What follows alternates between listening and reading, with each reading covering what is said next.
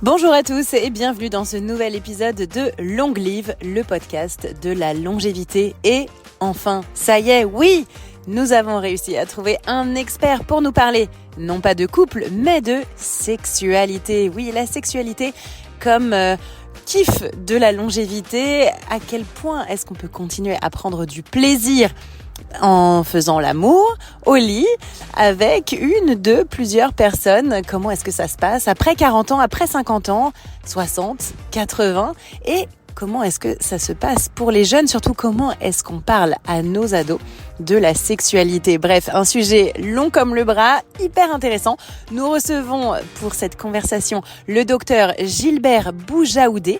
Il est médecin généraliste, sexologue et andrologue, spécialiste donc des hormones masculines.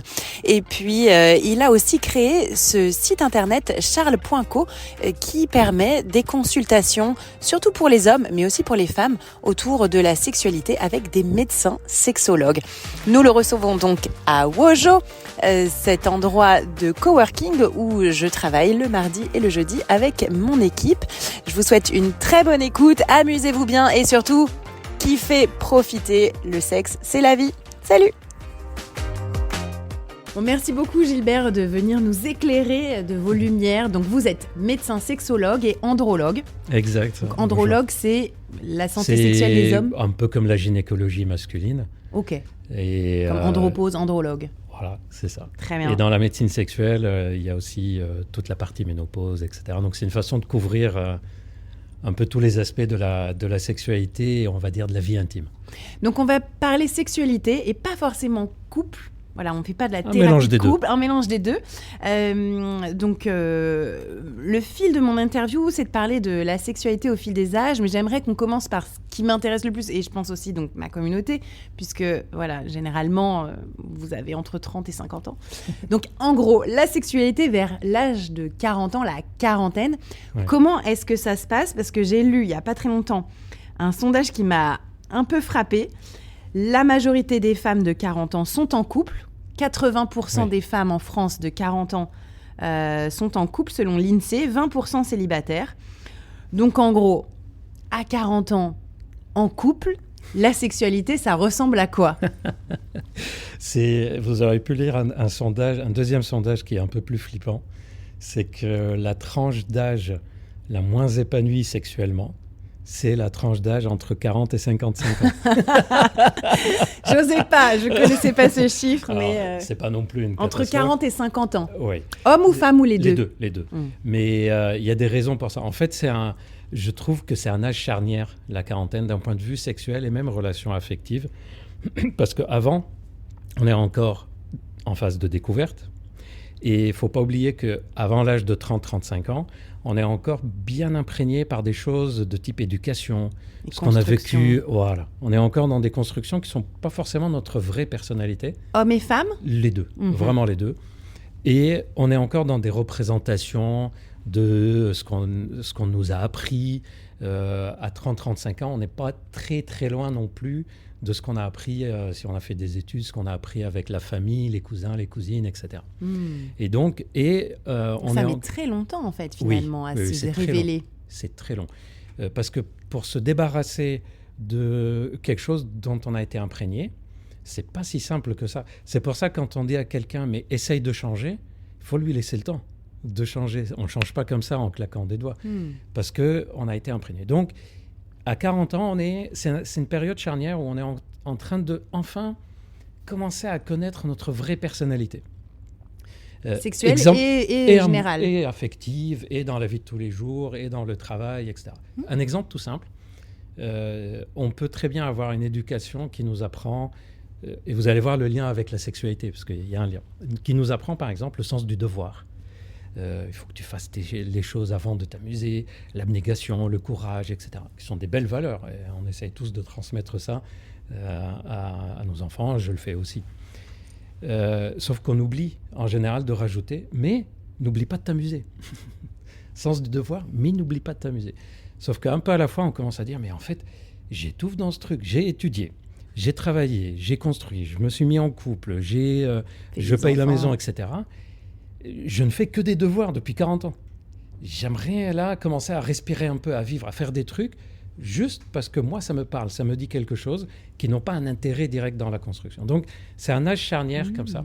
Et sexuellement, c'est la même chose. C'est-à-dire, tiens, OK, on a une vie sexuelle, elle n'est pas si mal que ça, mais je rentre dans une période de vie, d'ailleurs, à 40 ans, si on a eu envie d'avoir des enfants, c'est qu'on a soit 1 ou 2 enfants dans cette tranche d'âge-là, parfois plus.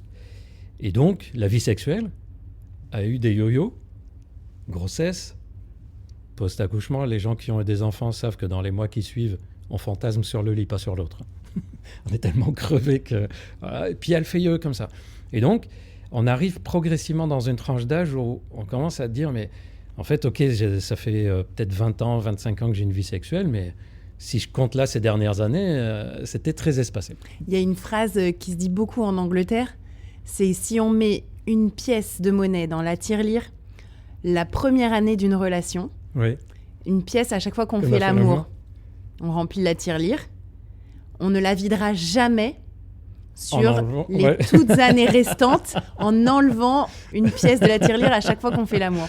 Ouais, alors, c'est mieux dit en anglais, mais je ne sais pas si vous avez vu. Mais on voit le... D'ailleurs, c'est amusant qu'on en parle, puisque je fais une petite parenthèse, parce qu'il y a encore un truc sur la quarantaine. Beaucoup de personnes disent « Ah, mais avant, au début de la relation, on faisait l'amour tout le temps. Et maintenant, moins. » Sauf que au début de la relation, on ne vit pas ensemble. Eh oui. Ça ne veut pas dire que quand on vit ensemble, ça casse l'amour. Ce n'est pas de ça que je veux parler. Ça veut dire... On parlera au débrief avec David. Ça veut dire qu'avant, quand on se voyait, on se libérait pour se voir. Et donc, on faisait l'amour.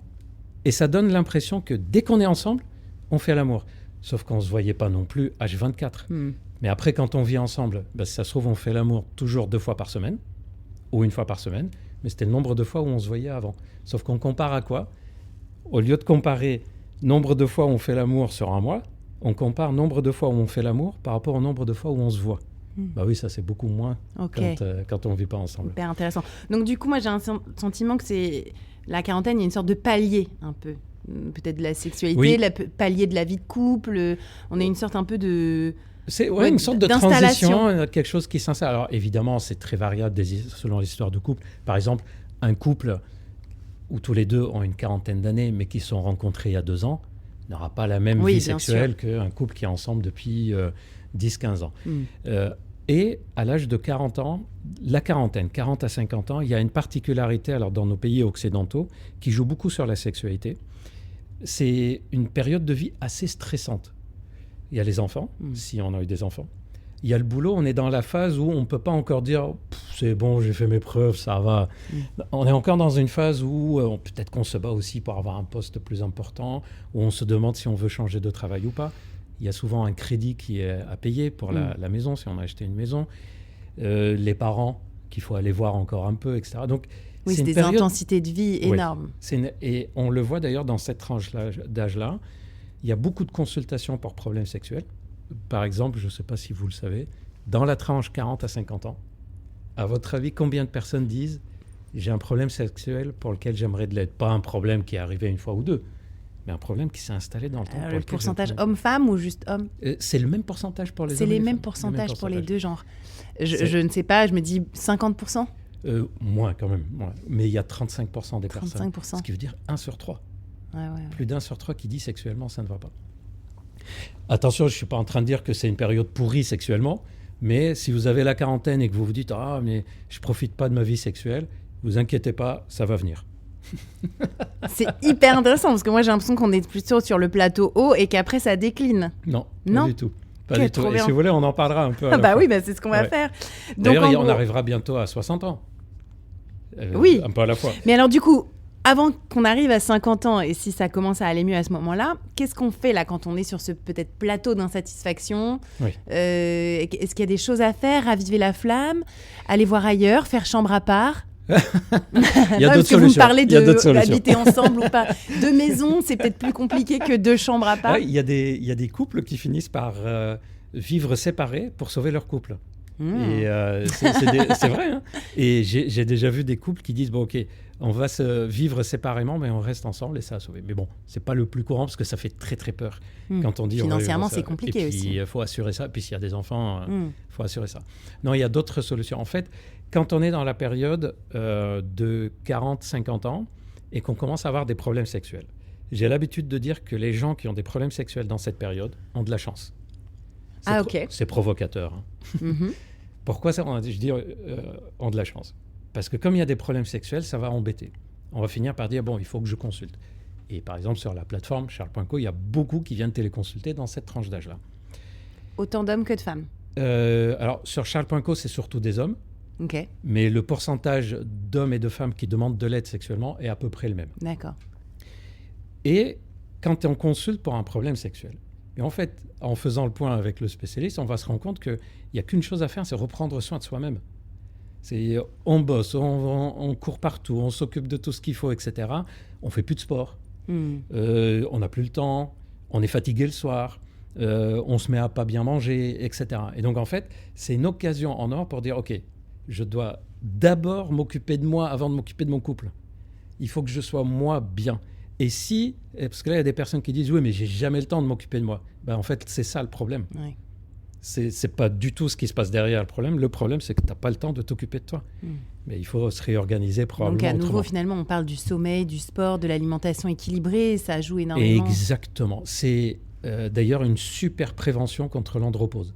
On en reparlera si vous voulez, mais c'est une des différences avec la ménopause. C'est que l'andropause, on peut faire des choses pour l'éviter. Et d'ailleurs, même pour les femmes qui vont avoir une ménopause, les études montrent que celles qui, dans les 5-10 ans avant la ménopause, ont commencé à reprendre soin d'elles-mêmes, à s'occuper d'elles-mêmes à fond, en fait, elles traversent la ménopause beaucoup mieux que celles qui ont attendu la ménopause pour se reprendre. Oui, c'est tout à fait des propos qu'on a déjà eus d'experts en hormones féminines. Donc, sur le plan de la sexualité, dans cette tranche d'âge-là, si on se rend compte qu'on n'est pas épanoui, première chose, c'est on reprend soin de nous. OK, donc est-ce qu'on fait assez de sport, bien manger, dormir? Deuxième, ah oui, j'ai oublié, et du temps seul. Et du temps seul. C'est un des trucs qu'on oublie le plus. Ça n'existe pas. Ben, moi, dans une vie de famille à 40 ans... Voilà, moi j'ai 2 enfants qui ont 10 et 14 ans. Je ne suis pas divorcée, donc on est tout le temps à fond les uns sur les autres. On n'a pas une immense maison non plus. Et ce temps seul, il a une importance capitale et je vais vous le prouver. Quand on est célibataire et qu'on a des dates, c'est rare qu'on sorte du boulot qu'on aille aux dates. On passe vite fait chez soi, on se prépare, on se sent mieux en faisant ça. On se dit on va aller au resto, on est célibataire et on va aller se rejoindre quelque part, être ensemble. Mais on finit pas de faire le ménage et on va au resto. On prend un petit temps, on se prépare, on prend un temps dans la salle de bain parfois, etc. C'est un sas de décompression essentiel. C'est super difficile de passer de « j'ai fini de ranger la dernière chaussette qui traînait et on va faire l'amour ». C'est vrai. C'est impossible. Et même s'il y a beaucoup de complicité, etc., c'est très difficile.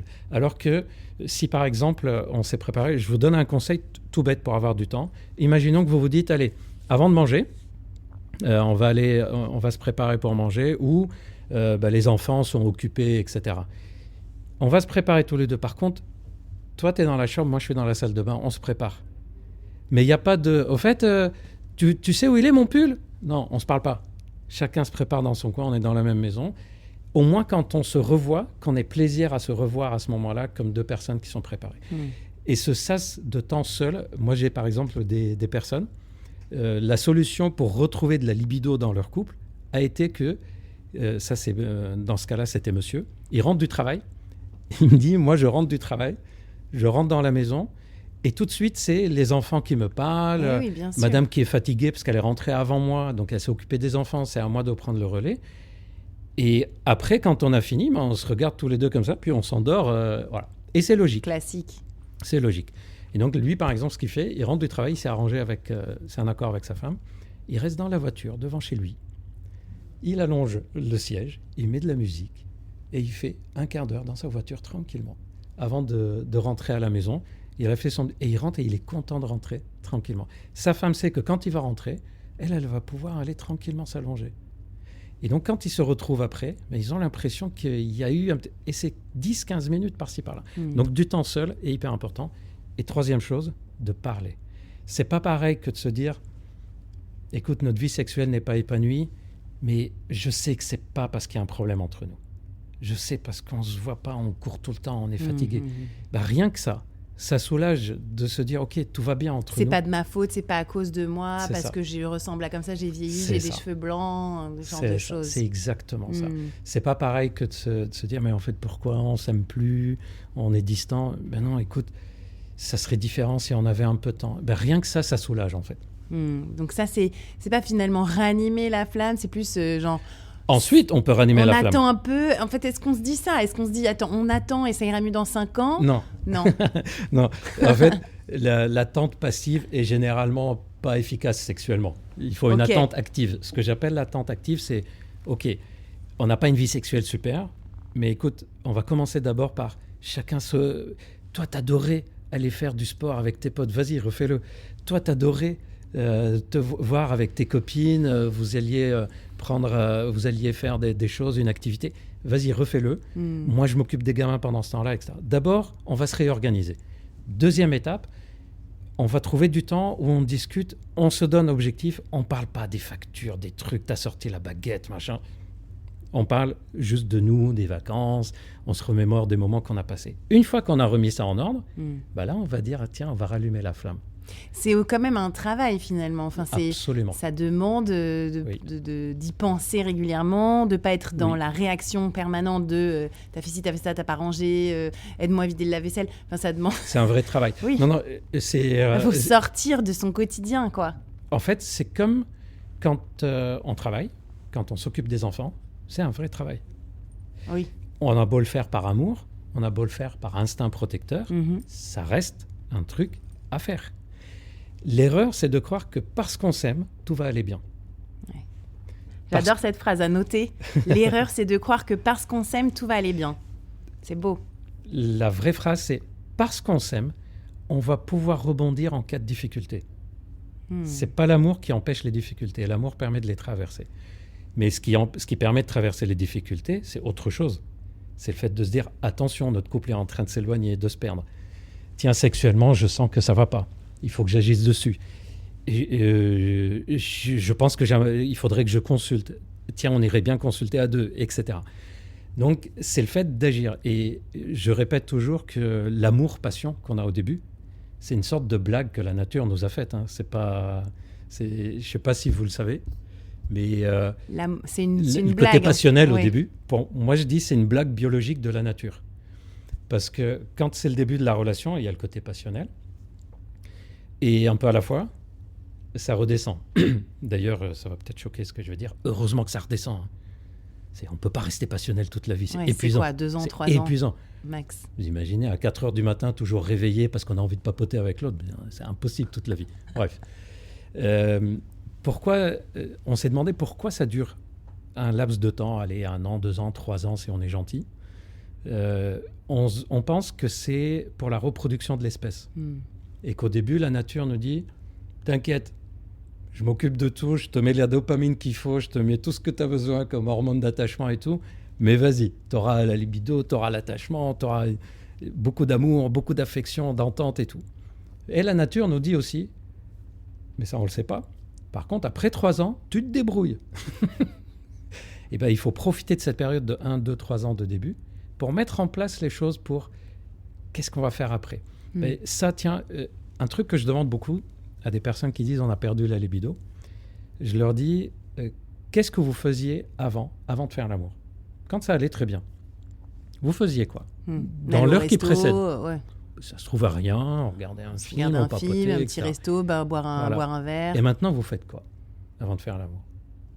Et là, on se rend compte que c'est pas le sexe. On couche les enfants, on nettoie la salle de bain. C'est ça. C'est ça, on prépare les affaires pour demain. Le gamin qui vient de nous dire que demain, il a une sortie scolaire. Il faut préparer le pique-nique, t'as oublié les chiffres. C'est ça. Mais c'est toi qui devais le faire. Mais non, c'est toi qui devais le faire. Oui, bien sûr. Ou bien on parle des impôts, c'est ou ça, de des je sais élections. Pas quoi. Finalement, machin qui vient dîner, mais je l'aime pas, pourquoi tu l'as invité? C'est ça, il y a ta mère qui a appelé. Et ton père, ça va, il est sorti de l'hôpital, je vois. Et tout ça, en fait, on peut le travailler. Alors, petite remarque quand même, c'est normal d'avoir ça. Le but n'est pas de ne pas avoir de la routine, parce que la routine a quelque chose de reposant. Je dis toujours, imaginez un couple qui a zéro routine, mais ça part dans tous les sens. Oui. Voilà. Donc, on a besoin de la routine. Par contre, il faut qu'il y ait de la routine et aussi, de temps en temps, une routine de non-routine. Je l'appelle comme ça. C'est un week-end par mois. Ce week-end-là, on va faire autrement que tout le reste. Et bien, rien que le fait de savoir que dans 3 semaines, on va se retrouver. Des petits projets. Et bien, même si pendant 3 semaines, c'était la tension, etc., ben on sait que dans un week-end, dans 2 semaines, 3 semaines, on va se retrouver. Ben, se créer des petits rendez-vous, quoi. Et on voit aussi quand même pas mal de problèmes sexuels liés au fait que, malheureusement, quand on se met dans une relation de couple, qu'on commence à construire, on travaille, on paye les factures, il y a les enfants et tout, honnêtement, on s'occupe moins de nous-mêmes. On a moins le temps. Ça devient comme secondaire, le fait de faire du sport. On finit par manger vite fait, etc. Et ça joue sexuellement. Et donc finalement, là, médecin, sexologue, andrologue, c'est pas vraiment du médical. Enfin, je veux dire, à ces âges-là, c'est plutôt finalement du mode de vie, du lifestyle. Et bien pour moi, c'est médical. Parce que si c'est pas à ce moment-là qu'on réagit, ce qui va se passer, c'est que 10 ans plus tard, les écarts alimentaires qu'on a fait, ça va se transformer en prédiabète. Le manque de sport qu'on a fait, ça va se transformer en manque de masse musculaire, donc manque de testostérone. Donc manque d'élan sexuel par manque de testostérone. Ça va se transformer en plus de risques de raideur articulaire. C'est un truc dont on parle peu, mais je vous conseille tous, si vous voulez sauvegarder votre sexualité avec l'âge, faites beaucoup de sports de type yoga, pilates, etc. Ah oui ? Oui, parce que pendant les rapports sexuels, on a besoin de souplesse articulaire. Vous imaginez quelqu'un qui a le dos raide, qui a beaucoup de raideur dans le bas du dos. Eh ben, voilà. Les hanches raides. Quelqu'un qui n'a pas de gainage, qui n'a pas d'équilibre, mais en fait, il y a plein de positions qu'on n'arrive plus à le faire. Et le fait de se concentrer à tenir, par exemple, dans certaines positions, va nous faire perdre l'érection, perdre le plaisir, l'excitation. Alors que si on a encore une bonne souplesse dans les articulations, un bon équilibre, on sait se positionner dans l'espace. Info d'ailleurs pour les personnes qui vous suivent, il a été démontré que les 2 sports qui améliorent le plus la fonction sexuelle féminine. Attention, grosse coupe. C'est démontré. C'est yoga, dynamique, et pilates. Probablement parce que ce sont 2 sports... L'activation du périnée. Voilà, qui travaillent le périnée et qui aident beaucoup à se réapproprier le corps, en fait. On a une relation avec le corps qui est différente. On sait se positionner, on a un bon équilibre, bon tonus. Et si vous faites d'autres sports, pensez à contracter le périnée quand vous soulevez du lourd. Oui, tout à fait. C'est hyper intéressant, ça. Et du coup, est-ce que, finalement, la bonne sexualité, c'est un indicateur de bonne santé ? Complètement. Ou est-ce que la sexualité apporte la bonne santé ? Les deux. Les deux. Et d'ailleurs, en médecine sexuelle, on a une expression, on dit que la sexualité, c'est le baromètre de la santé. Alors, chez l'homme de plus de 40 ans, mais c'est flagrant. C'est-à-dire, un homme de plus de 40 ans, s'il a des problèmes sexuels, c'est qu'il y a une raison. Soit il est épuisé, il est déprimé, il y a un prédiabète, la tension qui a augmenté, le cholestérol, la testostérone qui a baissé, etc. Donc c'est un vrai paramètre. Et il faut les deux. Je suis sûr que vous avez déjà vu, entendu parler de ces études qui montrent que les personnes qui ont une vie sexuelle régulière ont moins de risques de mortalité et vivent plus longtemps. Oui, une meilleure longévité. Exact. On oublie de préciser 2 choses quand on cite ces études. Les études ne disent pas une vie sexuelle régulière seulement. Une vie sexuelle régulière épanouie. Ce qui veut dire que les hormones de l'épanouissement contribuent. Et on oublie de dire une deuxième chose, c'est qu'on ne sait pas si c'est le fait qu'ils étaient en bonne santé qui faisait qu'ils avaient une vie sexuelle régulière, épanouie, ou l'inverse. Moi, je pense que c'est les deux. Les deux cas. Comme on ne peut pas s'obliger... Oui, chacun impacte positivement. Comme on ne peut pas s'obliger à avoir une vie sexuelle régulière, on peut s'obliger à avoir une bonne hygiène de vie, puisque c'est le point de départ du cercle vertueux dont on parle tout à l'heure. Et alors, pour continuer dans ce plateau un peu d'insatisfaction sexuelle, j'ai cet autre chiffre donc, qui date un petit peu, je sais, vous me direz ce que vous en pensez. C'était un sondage IFOP Glidden. Donc, Glidden, c'est c'est relations extra-conjugales. Un site de rencontres extra-conjugales. Donc, disait que 32% des hommes et 25% des femmes avouent avoir eu une relation extra-conjugale. Seulement ? À vous. À vous. Alors seulement, voilà. Est-ce que c'est plus ? Alors, par contre, il y a un truc intéressant. Est-ce que c'est la norme ? Je pense que ça va faire flipper beaucoup de gens. Je pense que c'est un peu en dessous de la norme, mais surtout... Donc, à votre avis, c'est plus ? Oui, le sondage est petit. Mais surtout si on demande relation extra-conjugale en ayant été dans une relation stable où c'est pas pareil. Des one night, un coup d'un soir, voilà. ou une vraie relation. Ou une relation qui était dure. débutante, qui a arrêté, etc. Par contre, moi, ce que je trouve... Alors, à votre avis, qu'est-ce qui est le plus ? Si c'est juste un coup d'un soir ? Ou plutôt, où c'est plus des relations longues. Par contre, je pense que le chiffre, en tout cas les dernières enquêtes, montrent que chez les femmes, ça a rattrapé les chiffres masculins. Ok, donc en gros, c'est un tiers, quoi. Oui, un tiers. À vous. Qui disent... Déclare. Dans mon expérience, je pense que c'est assez proche, je dirais 30-40%. 30-40%. En sachant que je fais une énorme différence entre ceux qui ont ça comme habitude de vie. Ça fait partie de leur vision du couple d'avoir des relations extra-conjugales. Okay. Et ceux qui le font, sachant très bien qu'il ne faut pas le faire, mais j'ai envie, allez, je le fais. Et ceux qui le font sur un terrain de mal-être dans le couple. Le résultat, on va dire, est le même, mais la façon de comprendre est très différente en fonction de la raison pour laquelle on a été. Moi, ça m'a beaucoup intéressé de voir que les chiffres chez les femmes ont augmenté. Depuis quand ? Sur les 20 dernières années. Gliden. Gliden, c'est surtout pour aussi des gens qui sont dans leur cible.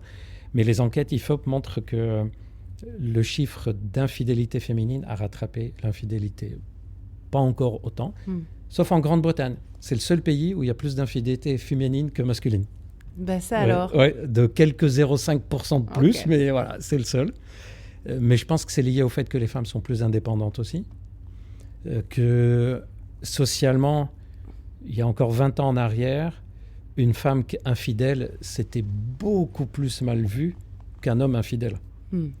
Là, de nos jours, les deux sont mal vus à peu près de la même façon. Voilà. Donc, ça rejoint à peu près la même chose. Le score de non-épanouissement sexuel dans le couple est beaucoup plus élevé que ça. Ça, c'est juste les relations extra-conjugales. Mais en France, on sait que pratiquement 60% des gens en couple disent ne pas être totalement épanouis sexuellement. 60%. Et je pense que dedans, il y a énormément qui ne sont pas épanouis sexuellement seulement parce qu'ils pensent que d'autres le sont à cause des réseaux. Quand on va sur Instagram... La comparaison aux autres. Ouais. On a l'impression que la vie de couple de telle ou telle personne est nettement meilleure que la nôtre. On a l'impression qu'ils font des voyages nettement meilleurs que les nôtres. Bien sûr, que leurs enfants sont bien plus sages que les nôtres. Qu'ils se prennent dans les bras, ils se font des bisous bien plus que nous, etc. C'est que des réseaux. Hein. Oui, c'est vrai que finalement, la relation de couple longue durée, on en parle très peu finalement. On a pas mal parlé de tout ce qui était séparation, divorce, la place du père, de la mère, les enfants, comment normaliser aussi. Et finalement, la relation longue durée, on en a assez peu parlé finalement, et de la satisfaction ou de l'insatisfaction qui peut en découler. Parce que c'est pas parce qu'on s'aime pas qu'on fait plus l'amour. Enfin voilà, c'est ça. Et je trouve que les réseaux sociaux ont provoqué une partie de consultation, par exemple sur la plateforme Charles.co. On a beaucoup de personnes de 35, 40, 45 ans qui téléconsultent en disant j'ai tel ou tel problème, par exemple problème d'éjaculation, problème d'érection, problème de libido. Et quand on interroge, en fait, il n'y avait pas vraiment de problème. Sauf qu'ils pensaient qu'il y avait un problème. Parce qu'ils pensaient qu'il fallait être meilleur que ça, il fallait être plus performant que ça. Beaucoup d'hommes, par exemple, consultent pour des problèmes d'érection dans cette tranche d'âge-là. Et le diagnostic le plus fréquent, c'est état d'épuisement mental. Sauf qu'on ne se rend pas compte que ce n'est pas une dépression. C'est le burn-out, juste. C'est une sorte de burn-out de la vie quotidienne. Mais comme on tient le coup, on ne se rend pas compte. Et c'est que quand on demande, est-ce que vous riez autant qu'avant ? Pas trop. Est-ce que quand vous regardez un film, vous en profitez autant qu'avant ? Pas trop. Est-ce que quand vous êtes avec des amis, est-ce que vous kiffez le moment autant qu'avant ? Pas trop. Je suis en train de penser à des trucs.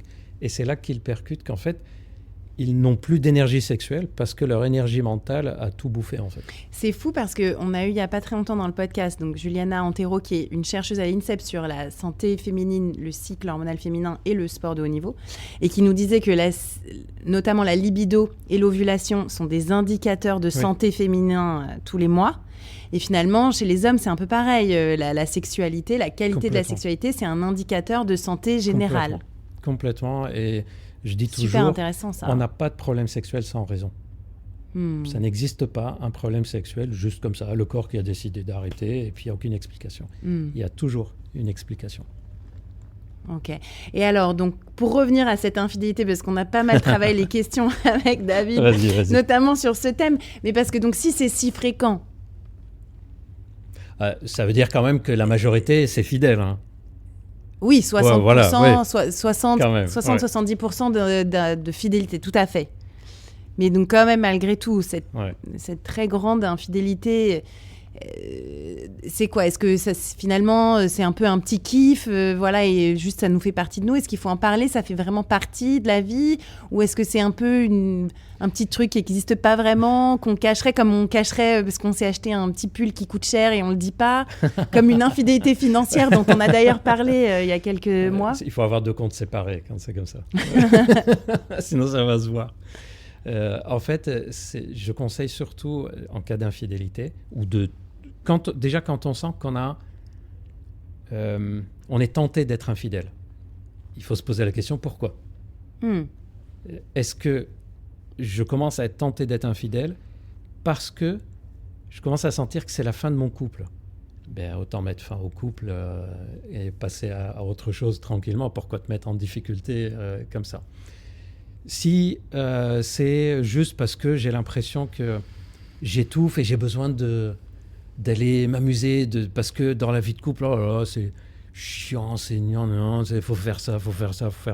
J'ai envie d'autre chose. En fait, c'est l'occasion de dire à la personne avec qui tu es, écoute, ça ne me convient pas, ça ne te dirait pas qu'on change un peu ce qu'on est en train de faire? C'est aussi une façon de faire. Si c'est juste comme ça, on dit je m'en fous, de toute façon, moi, c'est une personnalité, ça. Et attention, quelquefois, alors je sais que ça, on a du mal à l'entendre, quelquefois c'est juste le signe d'un mal-être. Et on pense qu'en ayant une autre relation, on va aller mieux, ça y est, on va se retrouver, etc.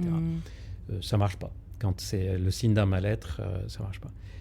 Il y a quelques rares situations, je suis désolé parce que ça va faire flipper. Il y a quelques rares situations quand même où l'infidélité sauve le couple. L'infidélité sauve le couple. Je vais prendre un exemple d'ailleurs dans la quarantaine-cinquantaine. C'est dans ces cas-là surtout que ça arrive. C'est la zone de tous les dangers finalement, ce que oui, j'écoute. Oui. Vous allez voir, c'est pour ça que je disais 60 ans. On dit sexagénaire, 60 ans.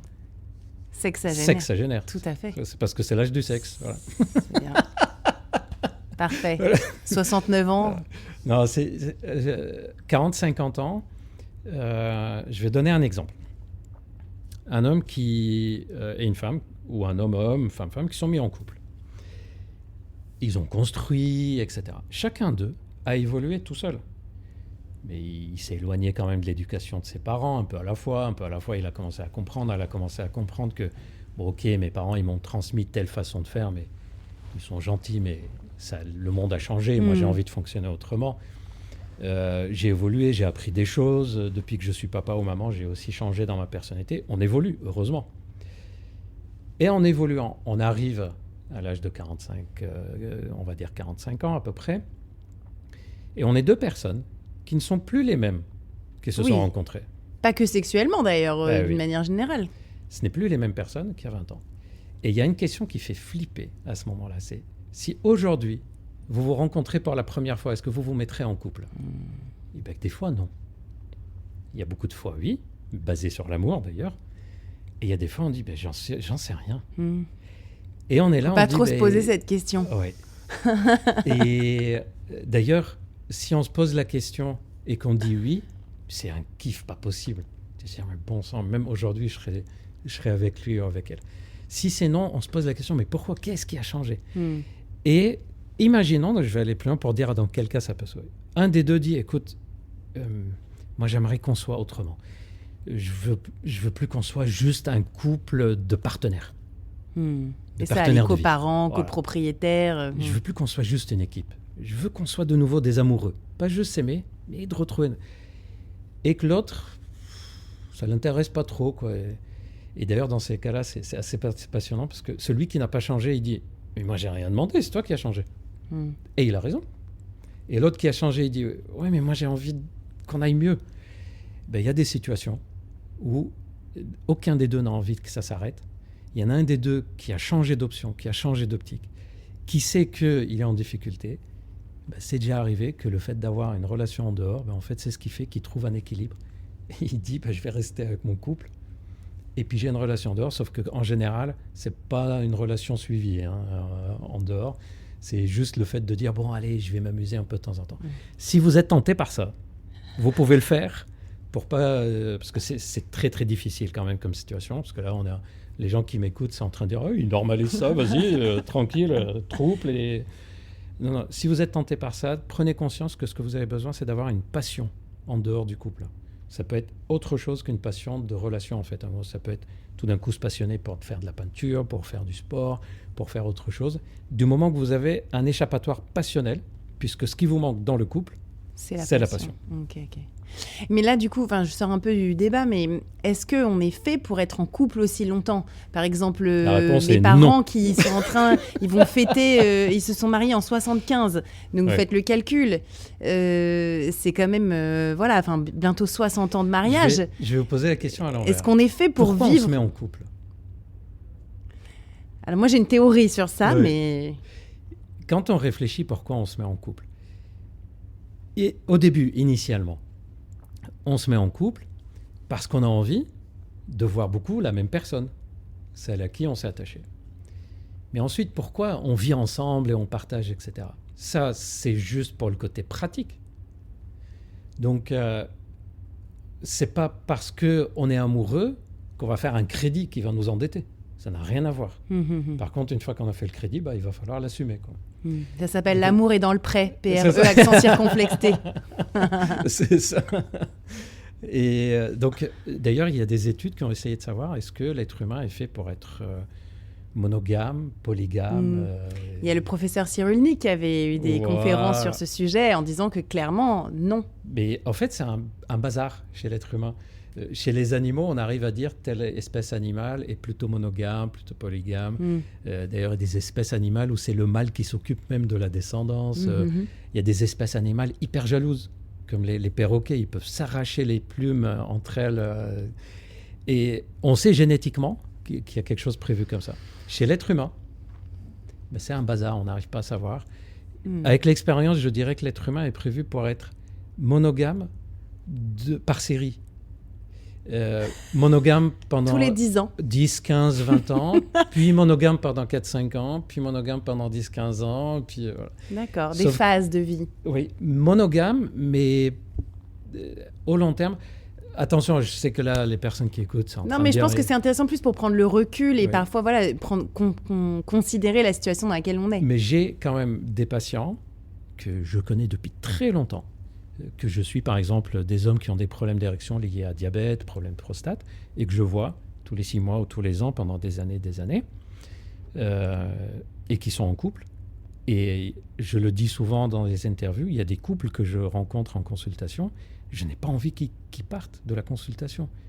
Tellement ça fait 40 ans qu'ils sont ensemble, et ils dégagent une complicité, un amour, mais quelque chose d'incroyable. Ça existe. Mais l'autre existe aussi et il n'y a pas de règle. Pour moi, il n'y a pas de norme, ça c'est bien, ça c'est pas bien. Ouais. C'est intéressant quand même de prendre au moins ce recul-là. Alors parlons de l'après, parce que du coup, vous nous avez vraiment éveillé les sens et on a tellement envie de parler donc, de cette cinquantaine et de ces sexagénaires. À quoi s'attendre ? Parce que moi, clairement, et je pense que la plupart des femmes qui écoutent, la cinquantaine égale désert, sécheresse vaginale, bouffée de chaleur et autres problèmes associés. Et on est cancellé dans la société. Voilà, c'est ça, exactement. Donc, en gros, le programme des réjouissances, c'est pas exactement... En tout cas, c'est pas vraiment dit. Non. Et on ne sait pas trop à quoi s'attendre. Je trouve que la ménopause, comme l'andropause, est trop mal prise en charge. on considère que c'est parce que c'est une évolution normale de la nature qu'il n'y a rien à faire. Je rappelle que la baisse de la vue avec l'âge, c'est normal, pourtant on met des lunettes. Oui, la tout baisse à de fait. l'audition, c'est normal. Et on est en train d'ailleurs de tout à fait normaliser les aides auditives hyper fines. Le fait d'avoir de l'arthrose avec l'âge, c'est normal chez certaines personnes. On met une prothèse. C'est pas parce que c'est normal avec l'âge qu'il n'y a rien à faire. Et l'andropause, c'est la même chose. D'ailleurs, l'andropause, son diagnostic met beaucoup de temps parce que les hommes ne font pas attention que ce sont des signes d'andropause. Sur la chaîne YouTube de Charles Poinco, par exemple, j'ai fait des vidéos pour expliquer ce que c'est l'andropause. Et le nombre de personnes qui, juste après, ont dit « Mais j'ai tous les symptômes. Je ne savais pas, moi, que ça pouvait être ça. » Surtout que c'est un peu... Je vais reparler de la ménopause après, mais l'andropause est un peu plus... Mais c'est à quel âge? Mais justement... On nous a toujours dit c'est beaucoup plus tard chez les hommes que chez les femmes. Non, c'est à partir de la cinquantaine. À partir de la cinquantaine, donc finalement c'est... À partir, ce qui veut dire que ça peut être à 50, 55, 60, 65. De nos jours, on voit beaucoup plus d'andropause précoce, comme on voit beaucoup plus de ménopause précoce. Ça, c'est malheureusement les cochonneries de toxiques environnementaux et perturbateurs endocriniens. On en voit beaucoup. Des andropauses à 40, 45 ans, 35 ans parfois. Ah ouais. Sauf que les premiers symptômes à cet âge-là, ça va être des symptômes sexuels. Imaginons quelqu'un de 45, 50 ans qui a moins de libido, qui est à la maison, qui parle plus beaucoup, qui est un peu fatigué, irritable. Premier truc auquel on va penser, c'est tout ce qu'on a dit avant. Ouais, c'est le couple, c'est la routine, il s'ennuie. Il est fatigué, ça va plus... il en a marre de son travail. Mais si ça se trouve, c'est une andropause. Et c'est quoi? C'est une prise de sang? C'est une prise de sang, oui. C'est la prise de sang qui permet de le confirmer. Il faut 2 prises de sang. Si la première est normale, c'est bon. Si la première est pas normale aux limites, il faut une deuxième, parce qu'on peut avoir des variations. Et il y a un truc que peu de gens savent. L'andropause, c'est une des problématiques de santé pour laquelle on a des traitements depuis le plus longtemps. Les traitements de l'andropause... Comme par hasard, hein. Alors que la ménopause, ça galère encore. C'est toujours pas au point, ouais. Sur l'andropause, les traitements par testostérone, ça a plus de 70 ans. Donc, c'est pas non plus une découverte récente, mais on fait peu le diagnostic. Et il y a aussi encore, malheureusement, beaucoup de professionnels de santé qui disent c'est normal qu'à 50 ans que tu n'aies pas les mêmes érections qu'avant, c'est normal qu'à 60 ans tu sois fatigué. C'est pas normal, en fait, c'est-à-dire qu'à 50 ans, 60 ans, un homme a les mêmes érections qu'à 20-30 ans. Toute la subtilité, et c'est là où on a besoin des médecins sexologues, toute la subtilité, c'est de savoir est-ce que cette baisse, on va dire, d'énergie sexuelle, c'est une baisse normale liée à la moyenne de l'âge, ou est-ce que cette baisse est trop importante? Exemple, un homme d'une 50aine d'années qui a une libido qui est un peu moins vivante, qui a des érections qui parfois sont moins rigides, mais globalement ça va, ça fait partie de la normalité de l'âge. Par contre, un homme d'une 50aine d'années qui dit j'ai plus du tout d'érection, ça c'est une baisse beaucoup trop importante par rapport à la moyenne de l'âge. Donc ça c'est chez les hommes. Chez les femmes, souvent on attend les premiers symptômes pour commencer à agir. Et c'est une grande erreur. Parce que quand on rentre dans les symptômes, pour remonter, c'est super difficile. Donc on commence à agir bien avant d'avoir les symptômes, donc dès la quarantaine. S'il y a 3 trucs que vous pouvez faire pour préserver, ce que je vais vous dire là, c'est issu d'une étude suédoise qui a surveillé des femmes à partir de l'âge de 40-45 ans, qui ont traversé la ménopause et ils ont continué à les suivre jusqu'à l'âge de 55-60 ans. Et cette étude a essayé d'évaluer les femmes qui, après la ménopause, gardaient une vie sexuelle épanouie. Quelles étaient leurs caractéristiques? Quels étaient leurs points communs? Première caractéristique, c'est des femmes qui avaient une vie sexuelle épanouie avant la ménopause. Elles ont plus de facilité à retrouver une vie sexuelle épanouie. Si au moment de la ménopause, ça fait 10 ans que la vie sexuelle n'est pas épanouie, ce n'est pas avec la ménopause qu'on va la retrouver. Donc, quand on arrive à 40-45 ans, si on dit j'ai des petits problèmes sexuels, c'est le moment de consulter et de les régler, en se disant il faut que je sois au top pour la suite, quoi. Ça, c'est première caractéristique. Deuxième caractéristique, bon état de santé générale. Donc, c'est à 40-45 ans qu'on fait le point. Où j'en suis, je consulte, prise de sang, je vérifie est-ce que j'ai pris du poids, ma tension, etc. Je m'occupe de ça.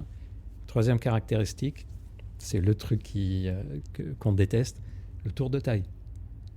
Si on a pris du poids au niveau du ventre, on sait que sur le plan hormonal, on va se faire fracasser dès que les hormones vont baisser. pour une raison toute simple, c'est que la graisse abdominale, elle est vivante et elle aromatise les hormones, c'est-à-dire elle les transforme. Donc, par exemple, un homme qui a de la graisse au niveau abdominal, la testostérone va être transformée en oestrogène. Donc, il fabrique de la testostérone, mais son corps reçoit de l'hormone féminine. C'est pour ça que quand on a beaucoup de ventre pendant longtemps, on a un peu de sein aussi qui pousse. Et chez les femmes, c'est pareil, c'est un lieu de métabolisme. Donc, c'est avant la ménopause qu'on commence à faire attention à ne pas accumuler de la graisse dans le corps. Okay. Masse musculaire. Les muscles contribuent aux sécrétions hormonales. Et donc, plus on a une masse musculaire... Parce qu'il y a des mitochondries, en fait, dans le muscle, et c'est les mitochondries qui aident à fabriquer les hormones. Il n'y a pas que les ovaires, et donc c'est une façon de compenser. Et il y a un dernier critère, ça va faire sourire toutes les femmes qui nous écoutent. Les femmes qui avaient une vie sexuelle qui restait épanouie après la ménopause, c'est les femmes dont les hommes étaient en bonne santé. Parce que quand on voit... D'ailleurs, moi, j'utilise souvent l'expression « couple-pause ». C'est quand les deux... Ménopause, andropause, couple-pause. Et c'est un qui peut induire l'autre.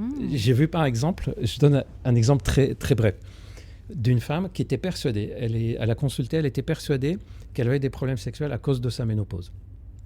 Et on a commencé à discuter. Dans la discussion, son mari était présent, son mari a des problèmes d'érection. Lui était persuadé que ces problèmes d'érection viennent du fait qu'elle n'a pas envie de faire l'amour. Et donc comme quand il va vers elle... elle n'est pas réceptive, il est découragé, puis il a commencé à avoir des problèmes d'érection. Okay.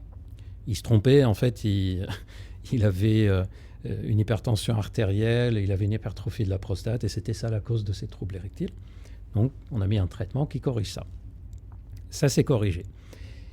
Et je lui ai demandé à cet homme, je lui ai dit, écoutez, ça serait bien aussi que vous perdiez un peu de poids, ça serait bien que vous refassiez du sport, que vous remarchiez, que vous sortez. OK, Et pendant ce temps-là, on continuait à creuser, à travailler du côté féminin.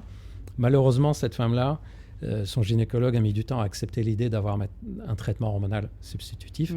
D'ailleurs, ça s'est terminé par de la DHEA en intravaginal, les contre-indications sont hyper rares et c'est un produit que peu de gens connaissent. Sauf qu'entre deux, je les revois et madame me dit « Mais en fait, depuis que lui... il refait du sport, il bouge, il n'est pas tout le temps assis devant la télé en train de regarder les chaînes d'infos à stresser en permanence. Et il est là, il était toujours derrière moi dans la maison, qu'est-ce que tu fais, etc. Ben là, je le revois, il est reparti, il remarche, il fait du sport, il revit, il a l'air heureux, il a retrouvé ses érections du matin, il se réveille tout content. Ben, le fait de le voir comme ça, moi, ça a réveillé ma libido. Et on s'est rendu compte que ce n'était pas la ménopause. C'était l'état de santé de son homme qui faisait que... C'est pour ça que je disais que c'est le moment de faire le point global avant la ménopause. Donc là, vous nous décrivez quand même un peu un puissant fond, là. Donc, non, elle est où la libération de la cinquantaine Il y a plusieurs libérations. Déjà, sur la ménopause, pour info, je sais que... Je le sais, je ne le nie pas, que les médecins ne sont pas emballés par l'idée de traiter ça. Malheureusement, c'est resté sur des vieilles connaissances scientifiques anciennes. Sachez que les traitements locaux appliqués directement au niveau génital pour la ménopause, que ce soit la DHEA ou l'œstrogène, ont peu de contre-indications et sont largement suffisants, ne serait-ce que pour éviter tout ce qui est cystite, parce que les cystites après la ménopause augmentent, éviter le vieillissement de cette zone-là. Et on a démontré que ça permet de garder la libido. Et ça a été une découverte très importante des études. Pendant longtemps, on disait, mais si, quand on met les hormones dans le vagin, la libido revient, c'est peut-être parce que les hormones sont en train de passer dans le sang. Et donc, ça révèle la libido. C'est faux. Quand on met les hormones DHEA, oestrogène, au niveau vaginal, ça protège cette zone-là du vieillissement sexuel. Okay. Donc, la vulve reste consistante. La peau n'est pas fragile. J'aime bien utiliser l'expression ça reste confortable en fait. Ça fait comme un coussinet. Okay. La circulation sanguine reste bonne. Donc, quand on a des relations sexuelles, c'est agréable, confortable, plus de possibilités de plaisir, d'excitation, d'orgasme. Donc, plus de facilité de garder l'envie. De faire... Et c'est comme ça qu'on a compris qu'une des raisons pour laquelle la libido diminue après la ménopause n'est pas le fait que la chute des hormones diminue ici, c'est le fait que la zone sexuelle, elle, s'endort, et ça n'encourage pas du tout à continuer la vie sexuelle. Donc, tout ce qu'on fait pour cette zone-là est bon. On travaille le périnée. Ça, c'est les conseils simples, 3 conseils simples pour la ménopause. Il y a le laser aussi. Travailler le périnée. Tout ce qu'on peut faire pour améliorer la lubrification. Et je vous conseille de parler plutôt d'utiliser des humidifiants, pas seulement des lubrifiants. C'est des produits qu'on met 2 ou 3 fois par semaine dans le vagin et qui donnent une épaisseur et une consistance. C'est quoi? C'est sous forme d'ovules? C'est souvent des gels, des ovules. Il y en a de plus en plus et je trouve que c'est génial parce que les derniers, il y en a plein qui sont naturels. C'est sans ordonnance. Ça contient en général aussi des probiotiques pour éviter les infections, de l'aloe vera, de l'acide hyaluronique, etc. Ne serait-ce que ça, même sans hormones. Tout ce que vous pouvez faire pour que cette zone-là reste confortable pour vous, ça va préserver la libido aussi. Un antiride vaginal. C'est ça, c'est exactement ça. Un hydratant. Comme le laser aussi. Le laser, c'est une possibilité. Alors, laser, surtout intéressant si vous êtes tabagique, diabétique. Ça va agir sur la circulation du sang. Donc, périnée, au niveau vaginal. Et c'est le moment de commencer à se libérer, justement. Et alors, comment est-ce qu'on se libère? C'est-à-dire qu'on attend que les enfants soient à l'université et qu'on soit un peu plus cool à la maison pour s'éclater dans le salon? On n'attend pas qu'ils quittent la maison. On les responsabilise dès qu'ils rentrent dans l'âge de responsabilité. Il y a une erreur qu'on commet beaucoup en tant que parent. Le gamin, il a 13, 14, 15 ans. On continue à s'occuper de lui. On a pris l'habitude de s'occuper. C'est l'âge où on doit se fatiguer à lui dire « Non, ça, tu dois le faire tout seul. Non, ça, tu dois te débrouiller toute seule. » Je ne parle pas de faire 2 heures de route seul, c'est pas ça. Mais des trucs de la maison. Ça serait bien que tu commences à le faire tout seul. Ça serait bien que tu le fasses sans que je te le demande. Et de le répéter, et de le répéter. Quand on les responsabilise, en fait, ça va nous enlever de la charge mentale. Donc même s'ils sont à la maison, on s'est déchargé d'un petit quelque chose qui va nous aider. Je sais qu'en tant que maman, de papa, on n'aime pas trop, on a envie de continuer à s'occuper des enfants, mais les responsabiliser est une chose très, très utile. Et d'ailleurs, pour eux, c'est un service qu'on leur rend. Ils aiment bien, généralement, en plus. Ça les saoule, mais ils aiment bien quand même. Oui. Au début, ils aiment bien. C'est ça. Et donc, on se libère du temps comme ça. Ensuite, les enfants rentrent dans un âge, même s'ils sont à la maison, ils peuvent rester seuls à la maison. Donc on peut très bien, sans que les enfants on les a foutus dehors, on peut très bien refaire des choses à l'extérieur qu'on ne fait pas. Par exemple, un gamin qui a 15 ans peut rester seul à la maison tant que vous allez à la salle de sport. Oui, bien sûr. Il ne peut pas être... Même avant. Voilà, c'est pour ça que je dis... Au 10-11 ans. Et il peut aussi, les enfants peuvent rester une après-midi à la maison. En plus, maintenant, de nos jours, il y a les téléphones. S'il y a le moins de problèmes, vous savez qui va vous contacter. Par contre, si vous le faites, c'est pas vous qui envoyez un message toutes les demi-heures pour savoir si ça va. Ça, c'est pas soulageant. Donc, on se décharge un peu de ça. Sur le plan professionnel, quand on arrive à la cinquantaine, si on est dans le même type de boulot, en général, ça va, on a fait nos preuves. Si ça fait 20 ans qu'on fait le même type de boulot, ça va. Si on veut changer de voie, ça veut dire qu'on va partir dans une aventure un peu plus passionnante. C'est rare qu'on change de boulot pour un truc... on choisit exprès un truc pourri. Donc, ça dépend, il y a la placardisation aussi. Si c'est placardisation, pour les personnes qui rentrent là-dedans, profitez-en. C'est le moment de trouver une autre passion, autre que votre boulot. Toujours trouver ce côté rebondir. Le seul truc qui reste à cet âge-là, c'est quand on doit s'occuper des parents. En général, c'est quelque chose qui devient... Si les parents sont âgés, c'est quelque chose dont on ne peut pas se dégager. C'est le moment de commencer à préparer, à avoir de l'aide. Si on a des frères et sœurs, de commencer à s'organiser, pas être le seul ou la seule à s'occuper des parents. Et puis, il y a chez les femmes un truc qui est libéré de façon inconsciente. Tant qu'on a les règles, quand on fait l'amour, il y a quelque chose d'associé à la reproduction d'ailleurs. On prend une contraception, on évite. Après la ménopause, c'est fini la contraception.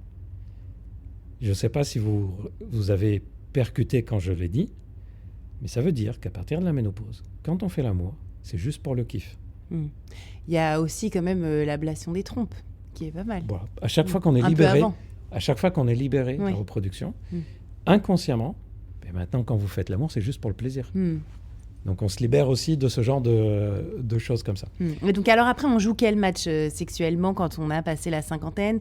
Est-ce qu'on se rachète plein de lingerie et que c'est reparti, on est à fond? premier Est-ce match. que c'est vraiment ça? Premier match, c'est de parler avec le partenaire. Ok. Le premier. Envie, pas envie, qu'est-ce qu'on fait? Ouais, Ok, t'en es où, etc. Parce que j'ai remarqué qu'il y avait beaucoup de couples. Alors, c'est drôle parce que je pense à des couples que j'ai vus où j'ai vu monsieur qui m'a dit « Ah, ça serait bien si vous voyiez aussi ma femme, mais seule », et puis, ou inversement. Et tous les deux ont envie de redonner un peu de peps à leur vie sexuelle, mais aucun des deux n'osait le dire à l'autre parce qu'il avait peur que l'autre le prenne mal ou le vive mal. Ouais, mais il va se vexer si je lui dis « Ah, au fait, mesdames, si vous êtes dans un couple et que vous avez peur de dire à votre homme que ça serait bien qu'il consulte pour régler un problème sexuel, ou ça serait bien qu'il fasse l'amour autrement, ou que vous avez envie de faire l'amour autrement, si vous avez peur de le dire à votre homme, c'est qu'il y a un problème. Le problème n'est pas sexuel. On ne doit pas avoir peur de dire ce genre de choses. Et on peut le dire avec beaucoup de positivité. Par exemple, le dire « Bah ouais, c'est à cause de toi, ça va pas. » Ça, c'est pas bon. Par contre, dire « Tu sais, j'adore qu'on fasse l'amour à deux. Il y a ce truc-là qui gêne, ça ne te dirait pas qu'on l'améliore parce que franchement, moi, j'adore qu'on aille de mieux en mieux. » Bah, c'est rare que les personnes refusent d'aller se faire aider. Donc, on en parle d'abord. Et en général, d'ailleurs, ça se vient de façon même inconsciente. On commence à cet âge-là à avoir de moins en moins, peur du regard des autres. Je suis sûr que les personnes qui nous regardent, ils nous le diront, mais à 50 ans, ça va, ce que les autres vont penser de moi. Oui. Voilà. Et donc, ça libère aussi sexuellement sur qu'est-ce qu'il va penser, qu'est-ce qu'elle va penser. Si vous ne savez pas, parce qu'il y a un truc qui est très fréquent, c'est des couples ou des femmes dans cette tranche d'âge-là qui ont envie de changer, mais en fait ne savent pas quoi faire. Ils disent, mais je ne sais pas ce qu'on fait en fait pour changer. C'est ça, comment est-ce qu'on fait pour changer finalement sa routine? Commencer à lire des l'hôtel? trucs. Est-ce que... Commencer à lire déjà des trucs, Est-ce avoir qu'on va des dans idées. les clubs échangistes? Direct comme ça, de vie sexuelle éteinte à club échangiste, ça va faire bugger. Je pose des questions. Il y a un neurone qui va craquer à un moment. Non, de commencer ne serait-ce qu'à lire, regarder, mais qu'est-ce qui se fait en fait? Lire des blogs là-dessus, écouter des podcasts comme celui-ci, regarder sur YouTube des vidéos, s'informer dessus. Parfois, c'est le fait de re-regarder des films érotiques, des films porno, qui tout d'un coup... Alors, le but n'est pas de faire comme on voit ou comme on lit. Le but, c'est de s'en inspirer. Ah tiens, ça m'intéresserait, mais moi j'ai envie de le faire un peu autrement. Et à partir du moment où on a commencé à avoir des idées, moi je dis souvent que c'est comme la bouffe. Oui. Si j'ai envie de me réinventer sur j'ai envie de cuisiner autrement, je vais lire des livres là-dessus. Peut-être une parenthèse quand même sur le porno, parce qu'il y a quand même une énorme addiction au porno qui est en train d'arriver. Alors je ne sais pas si c'est chez les femmes, mais en tout cas chez les hommes. Chez les femmes, ça a augmenté. Chez les hommes jeunes, ça a explosé au moment du Covid, malheureusement, parce qu'ils se sont retrouvés seuls chez eux, avec des écrans devant eux. C'est quoi ça, l'addiction au porno exactement? C'est quand en fait on ne peut pas s'empêcher de regarder. Il y a 3 critères. Il n'y a que ça qui te donne envie? Non, au contraire, ça peut diminuer. Une des conséquences du porno, c'est que ça peut casser la libido. Et beaucoup d'hommes consultent pour troubles d'érection, dont la cause est le fait qu'ils ont consommé du porno. Parce que la consommation, le fait de regarder le porno, habitue malheureusement notre cerveau au fait que l'excitation vient juste de choses excitantes que je regarde. Et le cerveau perd l'habitude de l'excitation qui vient du relationnel, du fait qu'on passe un bon moment, etc. Puis il y a un truc très concret, le porno, c'est sur des écrans. Si je regarde une scène porno et que ça ne me fait rien, je fais quoi? Je la zappe, je change de vidéo. Si je suis en train de faire l'amour et que ce qu'on est en train de faire n'est pas excitant pour moi, je ne peux pas zapper. Et donc mon cerveau perd l'habitude de qu'est-ce qu'on fait dans ces cas-là en fait? Comment je m'acclimate, comment je retombe sur mes pieds quand ça ne va pas. Et la consommation de porno est très souvent associée à une augmentation de l'anxiété et de la dépression. Donc tout ça va avoir... qui favorise ou parce que l'anxiété favorise la consommation de porno? Quand on est anxieux, le fait d'utiliser le porno, ça détend. Quand on est angoissé, ça canalise un peu la pensée pendant ce temps-là. Et le fait d'utiliser le porno augmente le risque, parce qu'en fait, après, on s'en veut, etc. D'accord, ok, oui. C'est le donc, c'est plutôt la source de troubles sexuels quand c'est consommé. Pour savoir si vous êtes concerné, est-ce que je suis addict ou pas au porno? Ce n'est pas la fréquence qu'il faut regarder, c'est est-ce que c'est devenu un besoin plus qu'une envie pour moi? Un besoin plus qu'une envie. Je sens que ce n'est pas juste pour me faire plaisir, je sens que j'en ai besoin. Ok. Pour le savoir, Si on m'empêchait, par exemple, j'ai l'habitude tous les soirs de le faire. Mais j'ai des invités ce soir-là. Est-ce que je commence à être pressé, limite qu'ils partent pour pouvoir avoir mon moment ? Okay. Est-ce que ça commence à être quelque chose qui me manque ? Et si je me force à pas l'utiliser pendant une semaine ou deux, comment je me sens ? Est-ce que je suis tendu, nerveux, etc. Voilà. C'est comme ça qu'on sait qu'on est devenu addict. C'était une parenthèse, je pense, qui était pas mal à... Parce que finalement, comment est-ce que dans le couple, est-ce qu'on s'en rend compte Souvent, quand il y en a un qui est addict au porno, souvent la libido diminue. Quelquefois, on a une addiction au porno avec augmentation d'un comportement sexuel qu'on appelle compulsif ou obsédant. C'est-à-dire le partenaire va demander la même chose. Des trucs typiques, il va faire une focalisation sur la sodomie et il va vouloir essayer. Sauf qu'on le sent qu'il ne le demande pas comme une envie de jouer avec nous, mais comme un besoin qu'il a.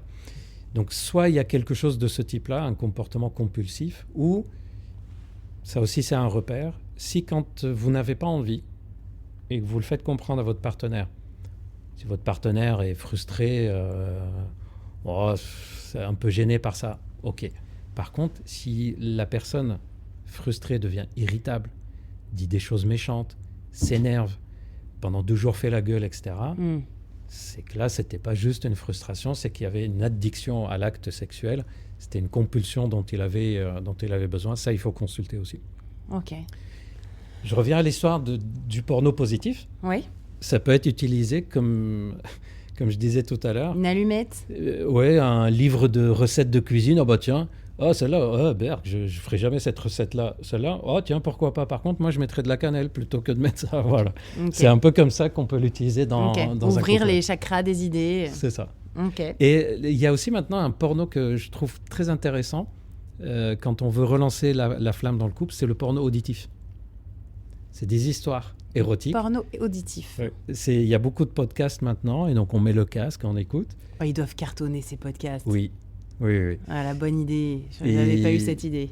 Et c'est des histoires érotiques qui sont racontées. L'avantage, c'est que ça nous oblige à utiliser tout notre monde imaginaire fantasmatique. Et donc, ça réveille quoi ? Tout le monde fantasmatique, en fait, qu'on a dans la tête. Le porno visuel, il n'y a rien à faire. Tout est servi, la soupe est servie. C'est vrai. Donc, ce qui est écrit et auditif, c'est un booster plutôt du monde imaginaire. Relire des vieux SAS, là. Voilà, c'est ça. Ok, ça marche. Ou Kevin, il prend dans les bras Kevin. C'est fabuleux. Ouais. Ok, donc la cinquantaine, c'est plutôt la réinvention. Oui. Voilà, et trouver des solutions. Donc, beaucoup parler, trouver des solutions, se réinventer. Une particularité pour la cinquantaine, c'est que... Et je rigole, j'ai 50 ans, comme ça je peux me permettre de le dire. C'est qu'au moment où on commence à rentrer dans la phase, on dit « Allez, j'ai envie de me réinventer, de revivre, de profiter ». En plus, à la cinquantaine, souvent on commence à dire « Attends, c'est maintenant qu'il faut que je profite ». Eh oui, parce que ça se trouve, dans 20 ans, ça voilà, finit. Ouais. Moi, j'ai un pote, il a fait un AVC à 58 ans. Bien sûr. Donc, on a envie. Sauf que c'est aussi à la cinquantaine que notre corps peut nous jouer de mauvais tours.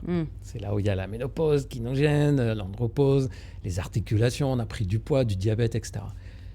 On se soigne, on prend soin de soi le plus possible pour pouvoir se réinventer sexuellement. Okay. Et c'est une période, effectivement, où ça se croise, c'est-à-dire, sur le plan de la santé, on commence à s'occuper de plus en plus de soi-même, mais on profite de plus en plus du fait qu'on s'occupe de soi-même. J'ai l'habitude de dire que à la cinquantaine, notre corps, c'est comme la monture. C'est quand on fait un voyage sur un cheval, par exemple, si au milieu, première moitié du voyage, on peut demander ce qu'on veut à notre corps. Vous pouvez sortir, rentrer, dormir 3 heures, le lendemain aller bosser, pas de problème.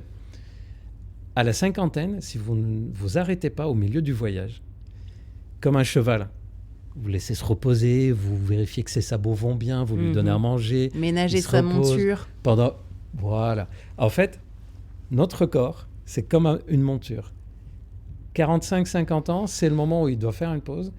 Avant 45-50 ans, on peut demander à notre corps de nous suivre. Après 45-50 ans, on doit suivre notre corps.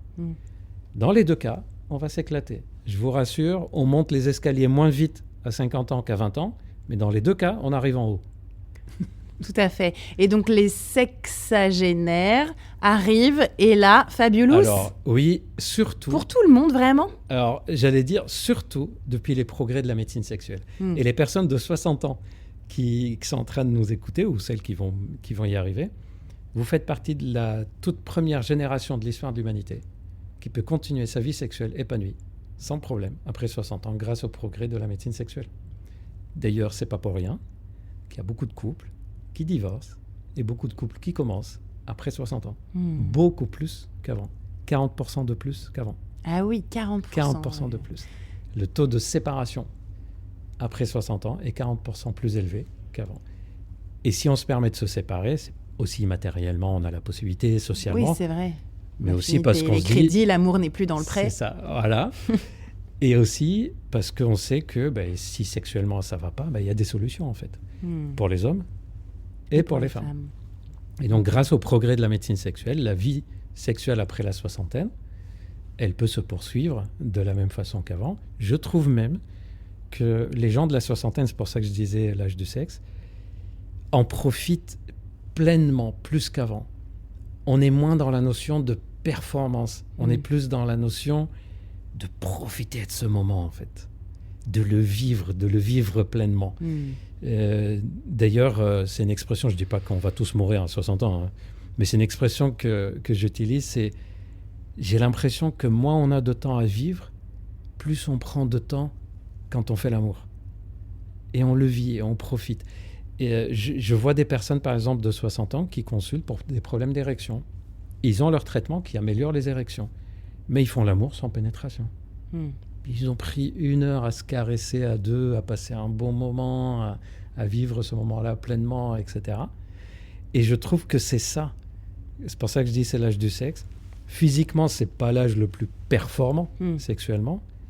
Mais émotionnellement, je trouve que quand ces patients de 60 ans me parlent, on sent qu'ils parlent avec ce mélange d'expérience de vie, de vécu.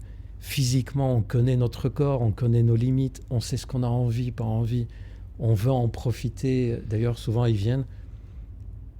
Ils sont souvent gênés en disant je ne sais pas ce que vous allez penser de moi, docteur. J'ai quand même 65 ans, je viens vous demander des médicaments pour la sexualité. Bon, rassurez-vous, vous n'êtes jamais jugé en consultation. Et ils rajoutent souvent je ne veux pas faire l'amour 3 fois par jour. Oui. Par contre, je veux profiter. Et ça, par exemple, on ne le dit jamais à 30-40 ans.